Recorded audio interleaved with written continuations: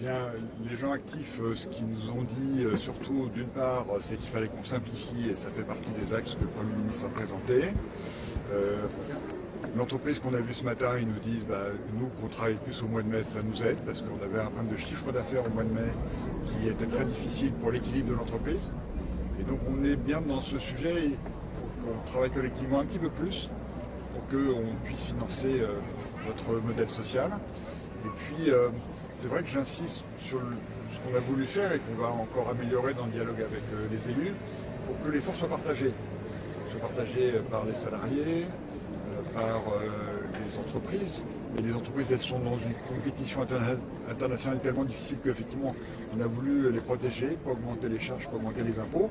Et effectivement, les retraités vont contribuer, mais comme les salariés. Et la fonction publique, ils disent que les hommes politiques ne montrent pas forcément l'exemple. C'est ce qu'ils nous ont dit là. Eh bien, je ne suis pas d'accord, puisque en réalité, dans la fonction publique cette année, les fonctionnaires français ne sont pas les mieux payés de nos concitoyens, eh bien, il n'y aura pas d'augmentation générale. Donc la fonction publique a un effort significatif. Et puis je rappelle que cette année, dans la fonction publique, il y aura 3000 personnes de moins. Et à partir de 2027, il y aura une personne sur 3 qui partira à la retraite qui ne sera pas remplacée. Donc la fonction publique, c'est logique qu'elle soit exemplaire, elle l'est. D'ailleurs, j'en profite pour remercier tous les agents. Et j'ai rencontré ce matin les agents de la Direction générale des finances publiques qui font un travail remarquable. D'ailleurs, qui luttent contre la fraude. C'est aussi une des priorités qui sont les nôtres. Mais on est attentif à ce que les fonds soient partagés. Puis il y aura un effort particulier sur lequel on va travailler aussi sur les personnes les plus fortunées, qui doivent évidemment prendre leur part à l'effort de l'ensemble des Françaises et des Français. Un dossier sur Novasco, juste plus localement, avez-vous des détails? C'est un sujet qu'on suit très très près, le ministère des Finances, sur lequel l'État a déjà beaucoup intervenu. Et moi, je pense aux salariés qui sont dans l'incertitude parce que c'est une situation qui est difficile. Ça renvoie à la situation d'un certain nombre d'industries en Europe, notamment l'acier, sur lequel en réalité l'Europe est soumise à une concurrence déloyale de beaucoup d'acteurs internationaux. Il faut qu'on se protège. Il y a déjà des protections qui sont mises en place sur l'acier au niveau européen. J'étais en Allemagne hier pour qu'on se mette d'accord avec nos collègues allemands et avec mes collègues européens pour qu'on augmente le niveau des protections. Puisque dans un monde où tout le monde ne respecte pas les règles du jeu, eh bien dans le respect des règles du jeu qui est celui d'Europe, il faut quand même que, même si ce n'était pas la tradition européenne, qu'on mette en place des protections pour protéger nos entreprises. C'est un sujet sur lequel je passe beaucoup de temps parce que c'est tout à fait prioritaire. On parlait de l'effort demandé aux Français, l'effort il est demandé aux entrepreneurs, mais si les règles du jeu ne sont pas respectées, il faut qu'on intervienne pour protéger. À ce sujet, où en sont les discussions avec les États-Unis sur les droits de douane ? Eh bien, ces discussions, elles se poursuivent, elles sont extrêmement difficiles, puisqu'on est face à des propositions qui ne sont pas équilibrées. Et donc nous souhaitons soit d'avoir un accord équilibré, et nous travaillons avec le président de la République qui intervient beaucoup sur le sujet. Et sinon, de même que les Américains nous imposent des augmentations de droits de douane qui sont élevées, nous devons, avec l'Union européenne, nous mettre d'accord pour avoir aussi des droits de douane que nous imposons aux importations américaines, pour qu'on soit dans une situation d'équilibre. Notre objectif étant à la fin, et le plus vite possible, qu'on ait des droits de douane le plus bas possible. Parce que c'est pas bon pour l'économie d'avoir des droits de douane élevés, c'est la position de la France depuis le début. Les aides de l'État aux entreprises, on voit avec Novasco, on voit avec ArcelorMittal, c'est beaucoup d'aides d'État. Est-ce qu'on peut se demander si l'État va réfléchir à la manière dont elle va apporter des aides aux entreprises? Oui, je vois que vous faites référence à un rapport du Sénat qui est critique, mais chaque euro d'argent public dépensé est vérifié et suivi par le ministère des Finances. Chaque euro, d'ailleurs vous-même vous citez 2 entreprises, donc on sait bien combien on a mis, on sait bien pourquoi. Sur ArcelorMittal, on veut sauver cette grande entreprise française. Nous avons besoin d'une sidérurgie française, c'est une question de souveraineté, c'est-à-dire que ces entreprises doivent se décarboner. Et comme c'est un processus coûteux, nous allons aider l'entreprise pour sa décarbonation. Il y a un projet qui est suivi notamment à Dunkerque pour passer à un four électrique. Et sur l'autre entreprise dont vous parlez, Novasco, on a été en soutien très fort parce que, autant qu'il est possible, il faut vraiment que nous gardions nos entreprises, même qu'on ait plus d'entreprises qui arrivent sur notre territoire. On a un projet de redéploiement de notre industrie, de redéveloppement de notre industrie. Ça permet de procurer des emplois stables et puis ça permet aussi de faire de la décarbonation. Parce que les entreprises en France, elles sont décarbonées et ça, c'est aussi un avantage comparatif que nous voulons protéger. Certains commerçants nous disent si on demande aux gens de se serrer la ceinture, ça nous fera des clients en moins. Qu'avez-vous à répondre à leurs inquiétudes?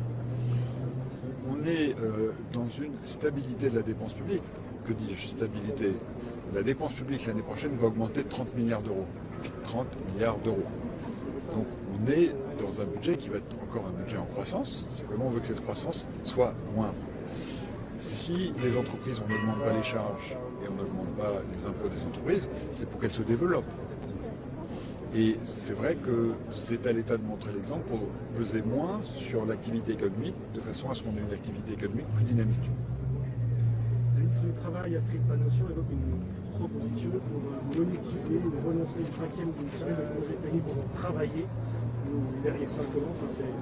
On a un sujet général dans notre pays, c'est de produire plus. En réalité, si on se compare, on a une production par personne moindre que dans les autres pays, notamment de l'Union européenne, alors que notre système social coûte aussi cher. Il n'est pas question de renier sur notre système de protection sociale, donc il faut qu'on travaille plus. Toutes ces questions, elles doivent faire l'objet d'un dialogue avec les partenaires sociaux. Ce que propose ma collègue le ministre du Travail, Astrid Panosyan-Bouvet, c'est d'ouvrir un dialogue avec les partenaires sociaux sur cette question, et leur avis va être évidemment décisif. Est-ce que le reste du pays n'aurait pas un bon exemple sur le système ici en Moselle et en Alsace est performant? Il n'y a pas des pistes pour les prochaines discussions?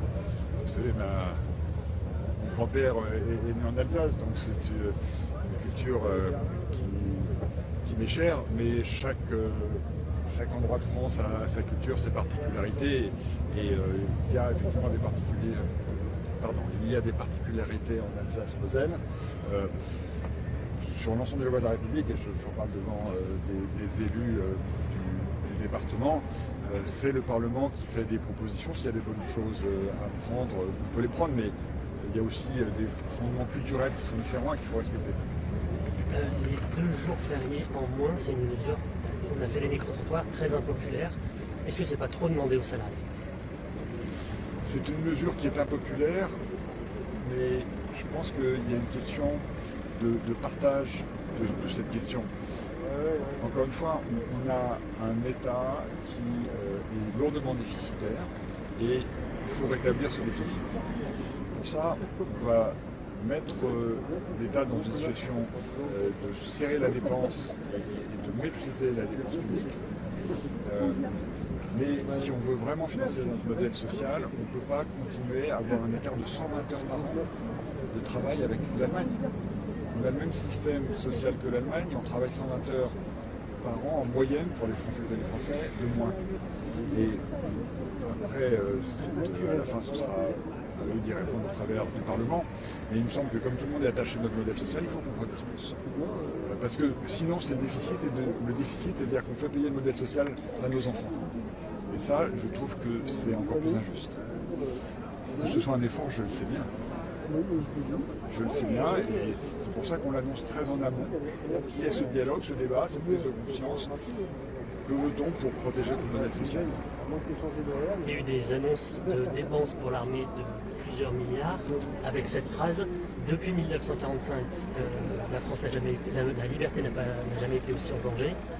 Est-ce que le 8 mai 1945, c'était un bon signal?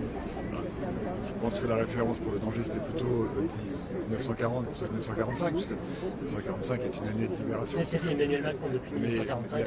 La période, oui, parce qu'il y a eu la période de la guerre. Mais c'est vrai que depuis l'après-guerre, on n'a jamais été dans une situation aussi difficile. D'abord, la question des jours de congé va être débattue. Il faut se souvenir que le 8 mai, dans l'histoire, n'a pas du tout été toujours un jour férié. Ça l'a été, je crois, d'initiative de Valéry Giscard d'Estaing, donc c'était à la fin des années 70, puis c'était supprimé, ça a été remis. Le 8 mai, c'est un symbole un peu compliqué parce que, oui, c'est la victoire contre le nazisme, ça c'est indiscutable. Mais c'est aussi la fin d'une guerre entre la France et l'Allemagne. Et donc, mais on peut trouver, voilà, d'autres dates. Moi, je garde en mémoire ce que disait l'entrepreneur ce matin, au mois de mai, si l'entrepreneur